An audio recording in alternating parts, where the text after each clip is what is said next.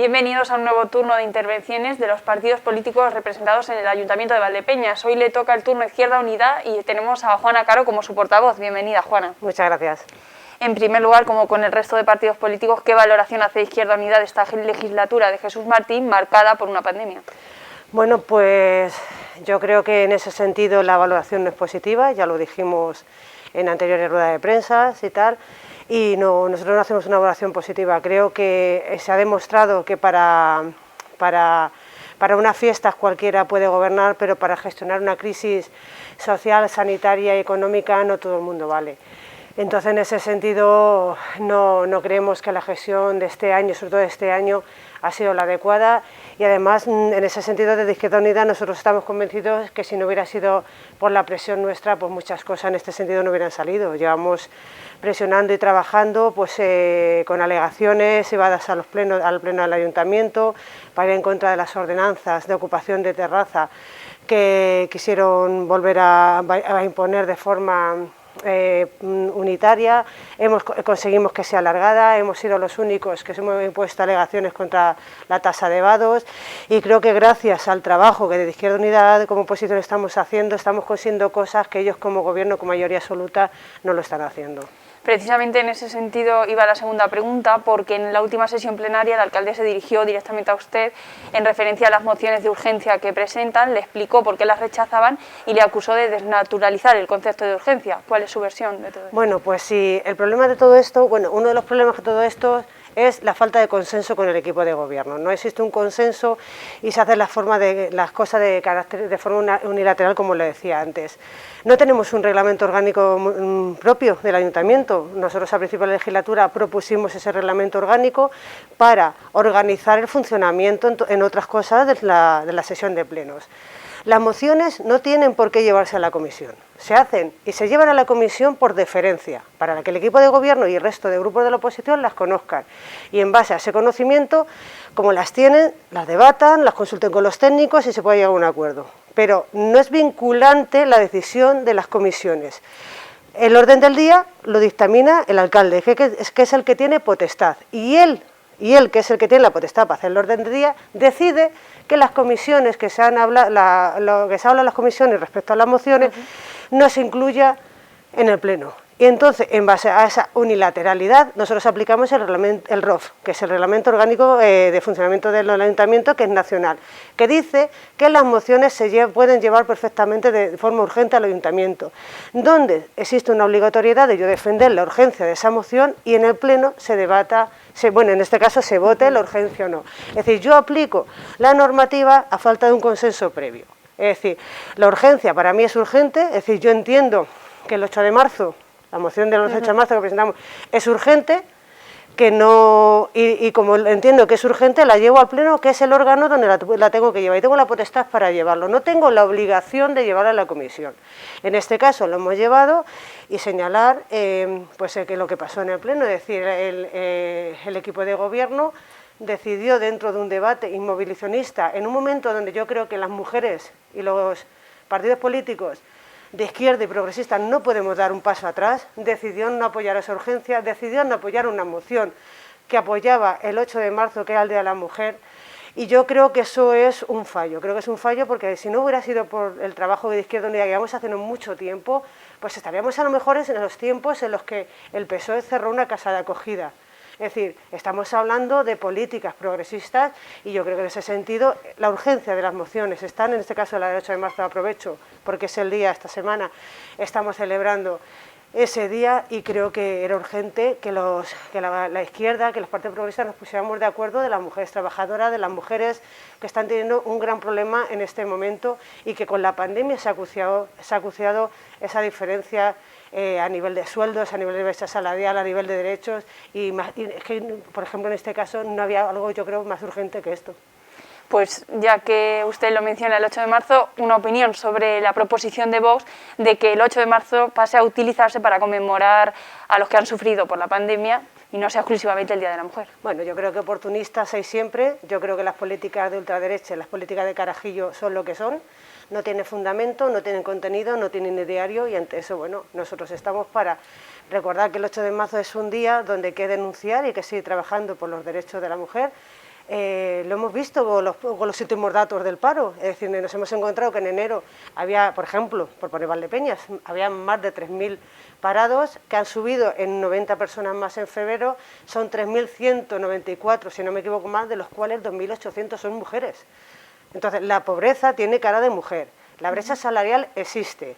Las mujeres inmigrantes tienen cada vez más pérdida de derechos. Tenemos un problema con las mujeres en prostitución, donde en la pandemia se les ha abandonado, no se les ha hecho una cobertura sanitaria, social.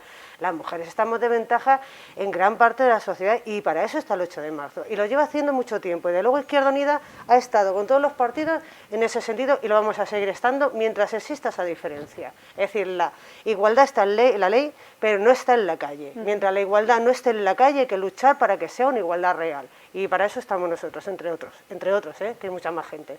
Y muchas de sus mociones trascienden a Valdepeñas. ¿Por qué creen ustedes que son importantes para los valdepeñeros traer estas cuestiones a los plenos? Pues porque en realidad estamos hablando de los mismos problemas, los problemas que traemos en la moción son problemas no solamente nacionales. Cuando hablamos de problemas de mujeres estamos hablando, como te decía, de los datos del paro, donde 2.100 y pico mujeres de Valdepeñas están paradas. Cuando traemos mociones en las que queremos que se apruebe, que se apoye la sanidad pública, como la última, que queríamos que se ceda terrenos para un centro de salud nuevo, que lo llevamos reivindicando hace tiempo, porque creemos que es importante que haya un centro de salud nuevo, sabemos cómo está el centro de salud 1, sabemos cuál es el problema de la atención sanitaria. Eso afecta a Valdepeñas, afecta a Valdepeñas.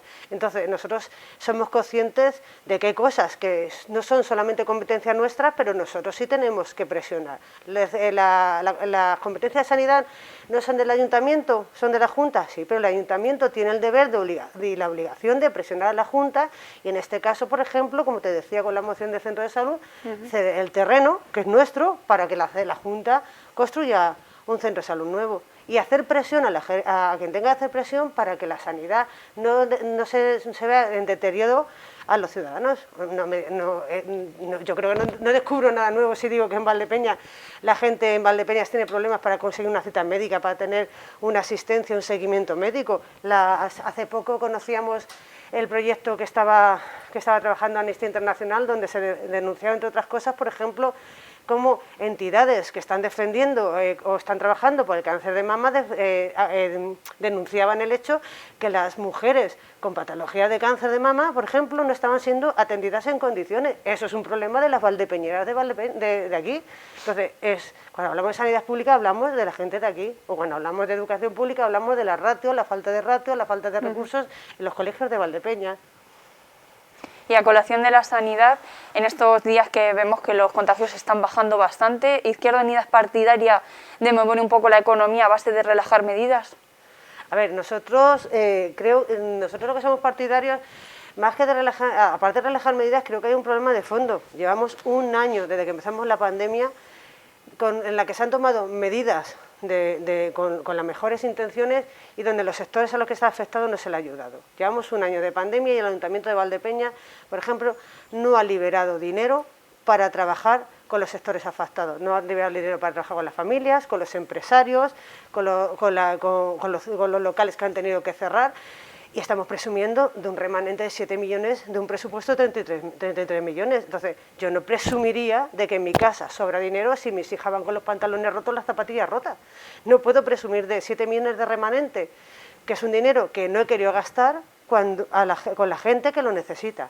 ¿Vale? Entonces, en ese sentido, la relajación de medidas tiene que ir con el acompañamiento de medidas de seguridad, de control de medidas de seguridad y en función de cómo están yendo las cosas, pero no hay que olvidar, lo más importante es el apoyo a las familias que están sufriendo y el apoyo a los empresarios, a las pymes, que en un año 0 euros en ayudas directas para esta gente. Entonces, y te recuerdo, son 7 los millones que han sobrado de remanentes, son 7 millones con los que podemos jugar, lo decía en el último pleno.